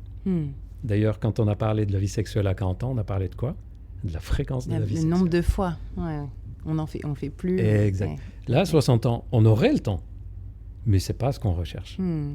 On recherche quelque chose de plus qualitatif. Et si tu regardes, c'est comme ça pour beaucoup d'autres choses. Tout à fait.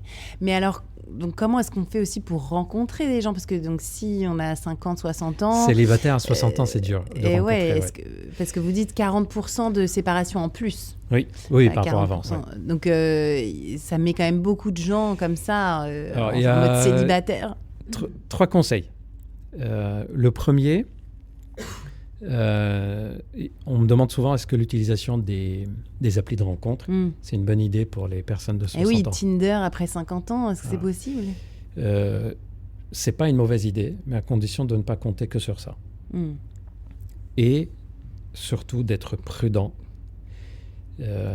Un des obstacles que je vois le plus souvent qu'on me dit après 60 ans pour faire des rencontres, c'est j'ai peur de tomber sur quelqu'un qui veut juste profiter de moi.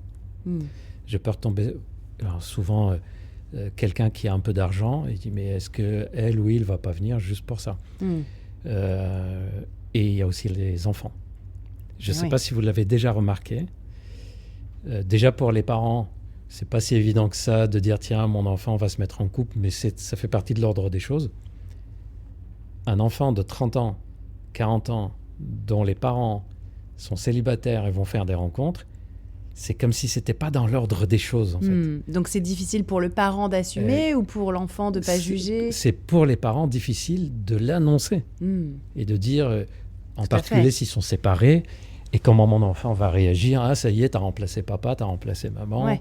Ou si tu multiplies les conquêtes, alors tu peux peut-être pas forcément le dire, mais si à la rigueur, sait... Voilà. Et puis, pour l'héritage, donc il y a des choses qui deviennent difficiles.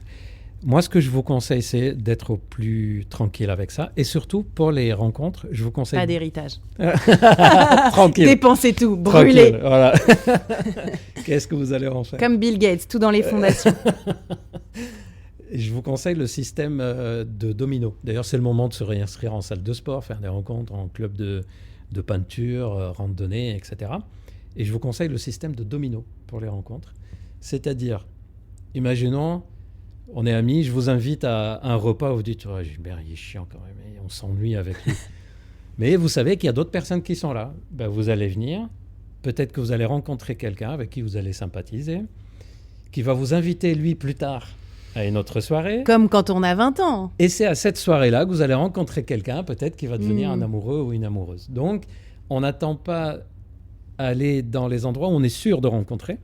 On multiplie les endroits parce que ça fait comme des dominos qui tombent les uns après les autres. Ça ouvre l'aquarium. Voilà. Et les rencontres via les sites, oui, c'est utile pour des personnes qui sont isolées, qui ont du mal à se déplacer, qui vivent dans des endroits où il n'y a pas beaucoup de monde, etc. Et donc 60, 70, 80, est-ce qu'il y a une fin à la vie sexuelle épanouie ? Je vais vous dire les résultats d'une enquête. À quoi s'attendre ? Est-ce qu'à un moment donné, on n'a genre même plus envie ? Ou est-ce qu'on a toujours envie ? L'envie ne disparaît pas avec l'âge. Pour moi, ce n'est pas le critère. Elle disparaît avec l'état de santé et la vie personnelle. Quelqu'un de 80 ans, en bonne santé, qui continue à aller marcher, elle continue à s'occuper d'elle avoir une vie le sociale, mieux possible, etc. C'est une personne qui a plus de chances de conserver sa libido que quelqu'un qui a 65 ans, malheureusement a fait un AVC et a un handicap, a un enfant qui a plein de problèmes et qui est très triste pour son enfant. Ça, c'est très fréquent. Comment je vais, moi, aller m'amuser alors que je sais que mon enfant est en difficulté. Donc, je trouve que ce n'est pas l'âge en tant que tel, c'est plutôt le vécu qu'on a et la chance qu'on peut avoir et le fait qu'on a pris soin de nous ou pas. Et je trouve que c'est l'âge du couple aussi. 2 personnes de 75 ans ensemble, c'est un jeune couple qui se sont rencontrés, par exemple, il y a 1 an. Leur vie sexuelle risque d'être meilleure que 2 personnes de 60 ans, ensemble depuis 40 ans, qui ont accumulé des problèmes de couple. Donc l'âge en lui-même, oubliez que c'est le problème. C'est mon état de forme, mon état de santé, mon état de mental. Est-ce qu'avec l'âge, j'ai appris à prendre du recul par rapport aux choses ? Est-ce que j'ai la chance d'avoir une vie où il n'y a pas trop d'embêtements ? Est-ce que j'ai la chance de prendre du recul par rapport aux embêtements ? C'est plus ça qui peut jouer. Pour répondre à la question, il y a une enquête que j'adore. On a demandé à des gens de plus de 50 ans, à votre avis, est-ce que la vie sexuelle s'arrête avec l'âge ? Et là, les réponses étaient géniales. Ceux qui avaient entre 50 et 60 ans disaient oui, sûrement après 60 ans. Ceux qui avaient entre 60 et 65 ans disaient sûrement après 65. Ceux qui avaient entre 65 et 70 disaient sûrement après 70. Ça veut dire que les gens disent oui, je pense que ça s'arrête avec l'âge, mais plus tard. C'est toujours plus tard. On n'arrive pas à s'imaginer. Voilà, c'est ça. Et en fait, c'est simplement parce que il n'y a pas de représentation, quoi. En tout cas, médicalement, il n'y a rien qui est prévu pour que la vie sexuelle s'arrête. Le patient le plus âgé que j'ai eu, qui a participé à des recherches sur des médicaments de type Viagra pour les érections, est un patient de 92 ans. 92 ? Qui venait de rencontrer une petite jeune de 82 et qui est venu consulter en me disant, il était veuf depuis très longtemps, en me disant, je ne pensais pas qu'un jour, je serais tellement amoureux de nouveau que j'aurais envie d'être en elle. Et donc, comme je te disais tout à l'heure, c'était pas du sexe, c'était de profiter de la sexualité avec une maturité comme ça. Et donc, le traitement qu'il prenait, c'était pas pour faire le jeûne, c'était, il me dit, mais j'ai envie qu'on soit l'un dans l'autre, en fait. Et c'est pour ça qu'il a consulté pour avoir les traitements. Et ça a marché ? Ça a marché. Ok. Ouais. Et malheureusement, quelques temps après, c'est elle qui a eu des problèmes de santé et leur vie sexuelle a diminué. Et d'ailleurs, c'est un couple qui était très touchant parce que quand elle avait des problèmes de santé, elle a eu une paralysie en fait sur des maladies, etc. Et donc, ils restaient ensemble. Et je lui demandais au monsieur, est-ce que vous voulez qu'on continue le traitement, vu ce que vous dites ? Il me dit... oui, on ne sait jamais. D'ailleurs, on fait encore l'amour. Alors, moi, connaissant l'état de santé de madame, je lui disais, c'est bizarre quand même qu'il fasse l'amour. Ça ne correspond pas médicalement. Je lui dis, mais comment vous vous débrouillez ? Il dit, oh, bah, quand elle s'endort, je lui caresse les fesses comme ça, et elle est bien, moi je suis bien. C'était ça. Et donc, et il le vivait pas comme quelque chose, une compensation. C'était de la sexualité pour lui et pour eux. Et le fait d'avoir une érection à ce moment-là, il le vivait comme s'ils partageaient tous les deux quelque chose. Donc, en tout cas, je peux vous dire que non. Je trouve même qu'il y a un truc qu'on ne fait pas beaucoup en France et dans les pays occidentaux, dans presque tous les pays, c'est les maisons de retraite pour couples. Et ça fait pas très longtemps. C'est dont David, tu me parlais d'ailleurs. Et quand deux personnes doivent aller en maison de retraite, ben, ils sont pas si chez eux ils dorment ensemble. Il y a parfois des chambres pour deux. Il y a de plus en plus, mais ça fait pas longtemps. Et la sexualité, l'intimité. Un couple qui est en maison de retraite, par exemple, ben, il faut qu'il ait la possibilité d'avoir une relation, s'ils ont envie d'avoir une relation. Alors, ce qui pose problème, et je sais, c'est que à cet âge-là, on peut aussi avoir des problèmes de démence, Alzheimer, qui peuvent désinhiber la sexualité. Et donc, ça peut gêner. Donc, on travaille pour que les personnels qui travaillent dans les EHPAD et maisons de retraite, le personnel soit formé à reconnaître ça, c'est une vie sexuelle sympa, intime. Non, ça, c'est de la désinhibition. Ça a l'air d'être plutôt quelque chose lié à une maladie neurologique. Okay. Les traitements pour le Parkinson, par exemple, peuvent booster la libido de façon désinhibée. Donc, ça peut gêner certaines personnes. En tout cas, tout ça, ça commence à bouger un peu, mais ça répond à la question, non, ça ne s'arrête pas avec l'âge. Et alors, donc, pour terminer ce fil, on va revenir un peu en arrière, puisque, voilà, finalement, les jeunes adultes, les ados âgés, entre, voilà, peut-être 17 ans, 25 ans, comment ça se passe, la sexualité des jeunes? Alors, est-ce qu'ils consultent? Je ne sais pas. Oui. Est-ce qu'il y a de l'insatisfaction? Oui. Est-ce que, justement, l'avènement des réseaux sociaux... Moi, je suis content de ne pas être jeune de nos jours. Ah oui, pourquoi? Ouais. Je suis content d'être de ma génération. Je ne sais pas si vous avez vu la dernière enquête en France. Les jeunes de moins de 30 ans de nos jours font moins souvent l'amour que les jeunes de moins de 30 ans d'avant et sont moins épanouis sexuellement, alors qu'ils ont plus de pratiques sexuelles et plus de liberté sexuelle. Et j'ai, sur la plateforme, par exemple, Charles.co, un tiers des personnes qui téléconsultent, un tiers des hommes qui téléconsultent ont moins de 30 ans. Ah oui. Ça nous a surpris. Et en fait, on s'est rendu compte que c'est une tranche d'âge qui a beaucoup de mal à aller voir des médecins en ville pour des problèmes sexuels. Le fait que ça soit à distance, en téléconsultation, ça leur a rassure, permis... ça leur a permis de passer le cap. Okay. Je trouve la vie des gens de moins de 30 ans de nos jours plus anxiogène que celle quand moi j'avais 30 ans. Il y a plus d'incertitudes. Je trouve qu'il y a l'avantage d'avoir plus d'informations sur la sexualité, et ça c'est bon, mais plus on a d'informations, plus on a de l'anxiété qui va avec aussi. Quand je sais qu'un truc, je sais qu'un truc. Quand je sais 10, il va falloir que je choisisse. Et ça peut provoquer de l'anxiété. Je trouve qu'il y a aussi beaucoup de conséquences négatives de l'alimentation industrialisée. Il y a des toxiques environnementaux qui cassent la libido dont on parle peu. Là, il y a Comme quoi, par exemple? Par exemple, là, il y a un meuble en bois. Tous les meubles en bois sont traités pour éviter que ça s'enflamme. Sinon, interdit de l'utiliser. Donc, on met un traitement dessus. Ils doivent juste prouver que ce n'est pas cancérigène et que ça ne provoque pas des maladies. Sauf que des études sur les animaux montrent, par exemple, que ce produit qu'on met pour éviter que ça s'enflamme, quand on le met chez des rats, il copule beaucoup moins. Donc, il y a probablement quelque chose qui est perturbé sur le plan... Perturbateur endocrinien Plus sur le plan peut-être neurologique qu'endocrinien. Je trouve aussi que la vie sexuelle des jeunes de nos jours est beaucoup plus... Ils découvrent la sexualité par le porno. Oui, bien sûr. Donc, ils se comparent. Donc, ils se mettent en difficulté. Moi, j'arrive pas à faire ça. Moi, j'arrive pas à faire ça. S'obligent peut-être aussi à faire des choses. Et comme... Où ils sont pas prêts. Des fois, ils sont pas prêts, ils le font. Des fois, ils pensent qu'ils doivent faire. Et je trouve que chez les jeunes, on est passé d'une injonction de... Je parle de moi, de mon époque, c'est ne pas faire ceci, ne pas faire cela. Oui, nous, on a été la génération sida, surtout pas faire ci, pas faire ça. On est passé, je trouve, à une injonction inverse. Ah bon, tu squirtes toujours pas, toi? Il faut que tu y arrives. Tu quoi, Squirt, c'est l'éjaculation féminine, par exemple. Là, sur les réseaux sociaux, on a l'impression que toutes les femmes doivent... Il y a même des modes d'emploi. Tu mets 2 doigts, tu appuies là, tu fais ça, tu fais ça. Toi, tu pratiques pas ces positions-là. Oh là là. C'est comme si on est passé d'une injonction de ne pas faire à une injonction de t'es obligé de tout connaître. Et ça met une pression supplémentaire. Alors là, si on rajoute le dernier truc, ça va faire rigoler tout le monde, parce qu'on a tous déjà vu ça. Les réseaux sociaux où on voit par exemple des jeunes, ils ont 25-30 ans, ils sont dans un café au resto et ils sont chacun sur son téléphone. Ouais. Alors, comment ça joue sur la libido ? Si on est comme ça, qu'on rentre ensuite, mais il faut de la complicité pour faire l'amour. C'est pas parce qu'on a été tous les deux ensemble que... moi, j'ai un couple qui s'envoie des réels de chez eux. Oui.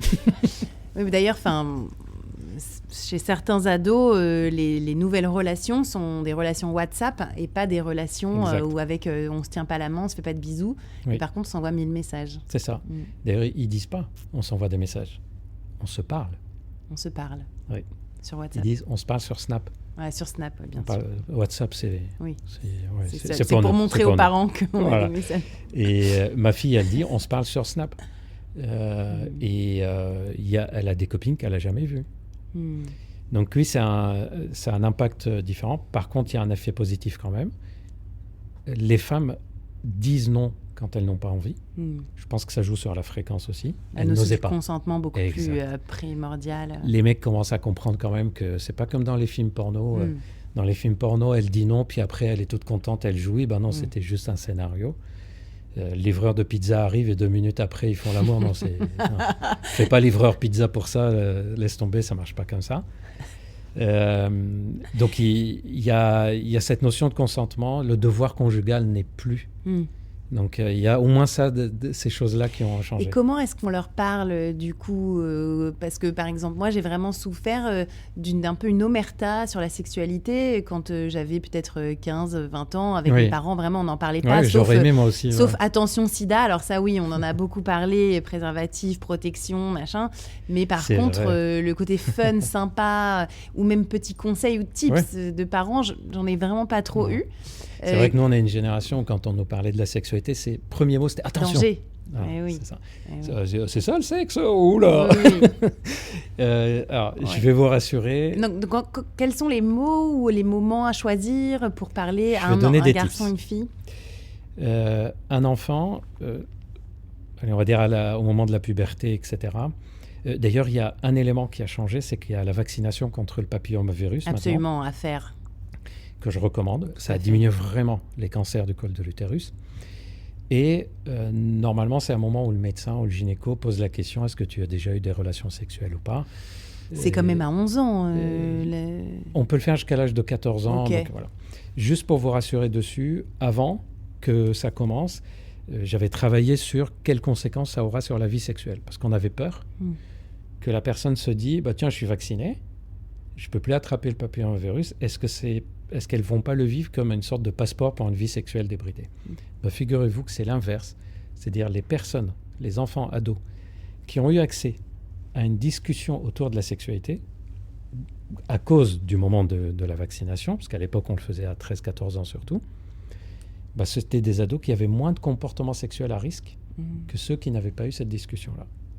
Donc, contrairement à ce qu'on pense, le fait d'en parler est plutôt positif que négatif sur la prise de risque dans la vie sexuelle. Quand c'est un enfant pubère, jusqu'à l'âge de l'adolescence, on évite de parler de ce sujet si l'enfant ne l'évoque pas d'une façon ou d'une autre. C'est que inconsciemment, ce n'est pas prêt. On ne va pas voir un gamin de 10 ans en lui disant « Écoute, il faut que je te parle de certaines choses sexuelles. » Waouh, ça peut être traumatisant. Après la puberté, 13-14 ans, là, en général, il commence déjà... je vous conseille de voir les réactions. Vous êtes en train de regarder un film, une série, un truc. Au fait, même si c'est chiant, vraiment, moi, je le fais, mais je le fais parce que il faut le faire. Regardez des vidéos YouTube de ce qu'ils regardent avec des influenceurs que vous supportez même pas. Plongez dans leur monde. Ça vous permet de parler avec leurs mots. Ça vous permet, ne serait-ce qu'un truc. Ah, mais t'as pas la rêve, toi. Plongez dans leur monde. Ça vous permet que le jour où vous voulez aborder ce sujet, vous avez déjà la connexion. Et regardez comment il réagit. Si l'enfant, au moment où il y a un bisou de personnes qui sont un peu dénudées, si vous voyez qu'il est très gêné, mal à l'aise dans la tête, vous savez que vous n'allez pas lui parler de la même façon que regarde, puis un petit regard un petit clin d'œil entre vous, et puis ok, on a compris. Donc, avant de commencer à en parler, essayez de créer une complicité.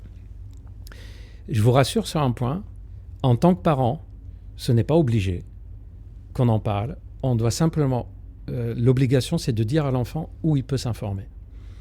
Moi, je suis médecin sexologue. Alors, je vous raconte l'anecdote vite fait.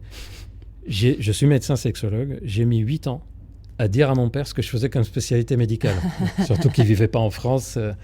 Et le jour où je lui ai expliqué, il est resté comme ça pendant 30 secondes sans rien dire. Il m'a dit, t'as fait combien d'années d'études? J'ai dit 13 ans. 13 ans pour savoir ça. Si tu m'avais posé la question, je t'aurais expliqué. Et on est resté là. Et je vous dis, j'ai une fille et c'est pas si évident que ça. Notre rôle en tant que parent, c'est de dire simplement que ça fait partie de la vie. Et on peut en discuter. Si t'es pas à l'aise pour parler avec moi, c'est pas grave. Je sais que t'es très proche de Tati. Vas-y, tu peux lui en parler. Ou tu peux en parler avec l'infirmière scolaire ou l'infirmier scolaire. Tu peux en parler aussi avec... beaucoup les infirmières scolaires. Et notre médecin, tu t'entends bien avec. Bah, écoute, si tu as besoin, tu en parles. Viens m'en parler. Par contre, je te préviens, ça sera... Il ne faut pas s'attendre à ce qu'on soit détendu, mais allez, on fait au mieux, ok? Moi, je fais un effort, toi, tu fais un effort. Et remarque que j'ai mis du temps à capter, et c'est à force de discuter avec les parents.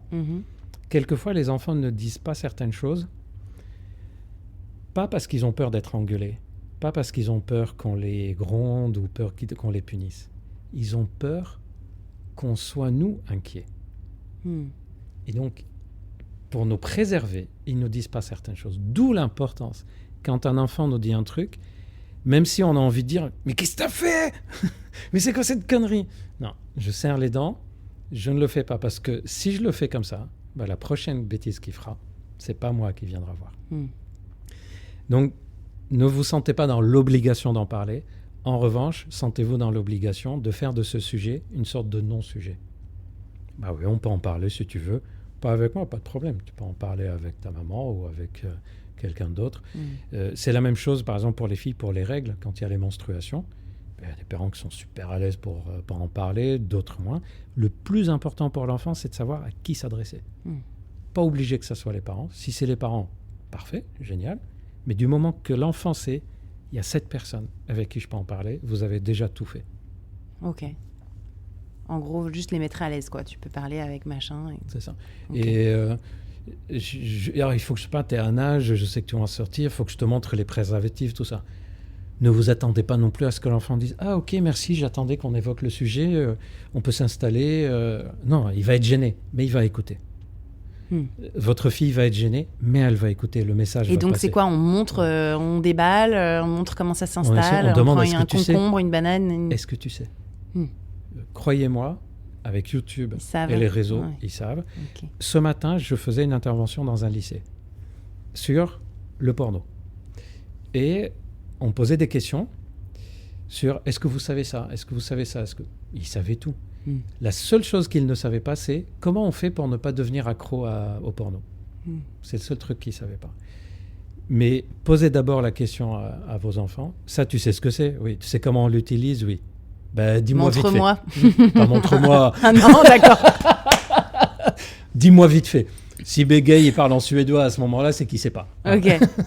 Si il dit « ça va, j'ai compris, c'est bon, on colise le truc, machin, voilà, c'est bon. » Même s'il y a de la gêne, et ça c'est un conseil que je vous donne, que ce soit en consultation ou en éducation, n'attendez pas qu'il n'y ait pas de gêne, c'est normal qu'il y ait de gêne. Oui. Au contraire, quand on en parle, zéro gêne, zéro tabou, c'est un peu bizarre, non? Ok. Quand, au fait, papa, hier j'ai eu une relation sexuelle, alors oui, la pénétration s'est passée de cette façon, et ça fait bizarre. Donc c'est normal qu'il y ait une limite, qu'il y ait une sorte de pudeur, une petite gêne. Le tout, c'est qu'on se dit, allez, l'information est passée, quoi. Oui, ça faisait très American Pie, là. Ouais, voilà, c'est ça. Avec la bouteille de ketchup pour montrer. Ça, le cheesecake. Nous, on a la rêve, peut-être pas vous. Autre chose que j'adore, c'est que notre génération et la génération de ceux qui ont 60-70 ans maintenant, je trouve nous sommes en train d'installer un repère de la vie sexuelle épanouie. Oui, tout à fait. L'âge. Plus de représentation positive. Nous, quand on avait 20 ans, on ne voyait pas beaucoup de femmes de 60 ans qui disent « je suis épanouie sexuellement ». Donc, on avait cette représentation que c'est mort après 50 ans, 45 ans. Les jeunes de nos jours voient beaucoup. ils écoutent des podcasts comme ça. Ils voient des femmes qui, à 60 ans, continuent à dire qu'elles sont épanouies, relations de couple, amoureuses, etc. Donc, c'est pas bizarre pour la génération de maintenant de se projeter comme étant vivant sexuellement à l'âge de 60-70 ans. Oui, en fait, on est en train d'ouvrir un nouveau champ de possibles. Exactement, complètement. Merci beaucoup, docteur Gilbert Boujaoudé, pour toutes ces explications. Merci. C'était vraiment très intéressant. Je rappelle votre plateforme, charles.co. Pour les troubles sexuels masculins et aussi d'autres troubles, par exemple pour l'obésité médicale. C'est des médecins spécialisés dans leur domaine. Et c'est des consultations en ligne. En ligne. Et la chaîne YouTube charles.co sur laquelle je parle beaucoup de sexualité. Merci beaucoup, à bientôt. Merci à vous, merci de l'invitation. Merci beaucoup d'avoir écouté cet épisode jusqu'au bout. Est-ce que ça vous a donné envie de continuer à explorer votre sexualité, peu importe votre âge? Est-ce que ça vous a ouvert des portes, des possibles, des chakras, des nouveaux moyens de communiquer avec votre partenaire? Oui, non, racontez-nous tout ça en commentaire dans le podcast, soit sur les plateformes de streaming ou aussi sur YouTube où vous pouvez écouter ou regarder cette conversation. À très bientôt et bonne fête de fin d'année. Salut!